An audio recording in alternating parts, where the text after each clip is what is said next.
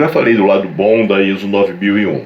Agora eu vou falar do lado ruim. O que não deu certo, ou o que não dá certo, ou quando não dá certo. Eu acho que a primeira coisa para não dar certo é a herança. Porque quando usaram a primeira vez a palavra qualidade, das primeiras vezes, era aquele papo de controle de qualidade, que era uma peneira que colocava no fim da produção, que aprovava o produto para liberar para a venda. Isso fazia com que existisse uma rixa entre a produção e o controle de qualidade, e o controle de qualidade, a função era ser responsável pela produção, pela qualidade.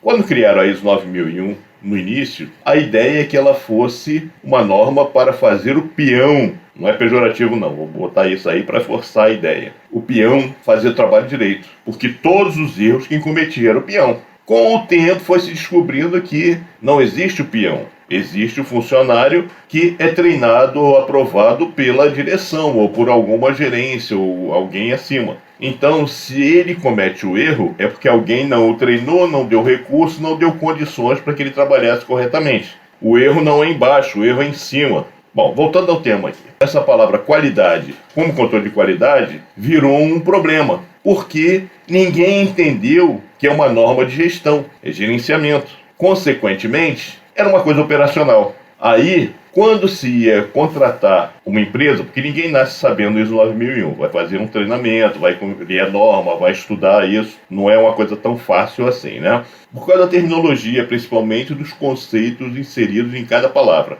Mas então, quando se dava o preço, a pessoa, opa, é muito caro. Aí alguém dava a brilhante ideia. Tem um amigo meu que está desempregado, eu tenho um sobrinho, o meu filho tem um amigo. Entravam essas pessoas que não tinham a vivência. Porque se vocês recordarem, na versão anterior da ISO 9001, dizia que a direção deve designar um membro dela para ser responsável pelo sistema. No Brasil, espertamente, colocaram a organização deve designar alguém para ser responsável, ou seja, tirou o peso lá de cima e passou para baixo. Com isso, criou-se um analista da qualidade, o estagiário que fazia administração, que passou a ser o responsável pela implantação, manutenção do sistema, e, pior, esse pessoal era o responsável por resolver as questões de qualidade, responder pelas questões de qualidade. Quando nós já vimos que a qualidade não existe como uma entidade, até porque ninguém consegue definir exatamente o que é qualidade.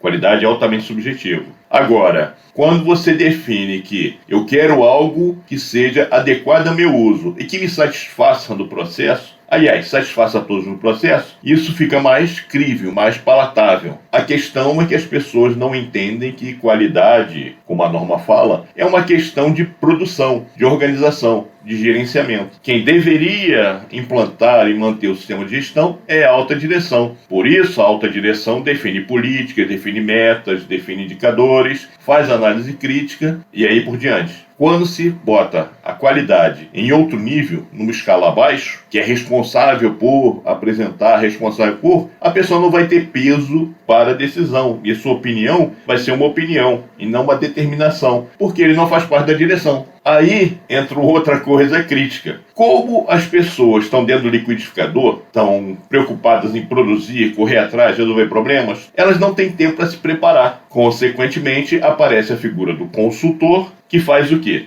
Traz aquele kit, documentos prontos, tudo pronto, e desconsidera o histórico, desconsidera o que a organização faz, desconsidera o que a empresa faz. Se conseguir adaptar, porque, venhamos e convenhamos, né? A maioria das empresas, os processos são os mesmos. Pega a matéria-prima, processa, faz o produto. Então o processo acaba sendo o mesmo. Não importa o que a gente está falando. Não importa? Importa sim, porque você tem as peculiaridades de cada organização. Se você não tem uma pessoa que entenda do processo, ela não vai entender como funciona a empresa. Por isso, é complicado quando você coloca alguém de administração, até um engenheiro de produção, para atuar na área de auditoria do sistema de gestão ISO. Ele pode até entender de ISO, mas entender da produção em si é complicado. Sintetizando, quais são os problemas da ISO? Primeiro, não se entender que ela é uma norma de gerenciamento, que deve ser cuidado pela gerência. Segundo, em função desse pensamento, não se colocar uma pessoa com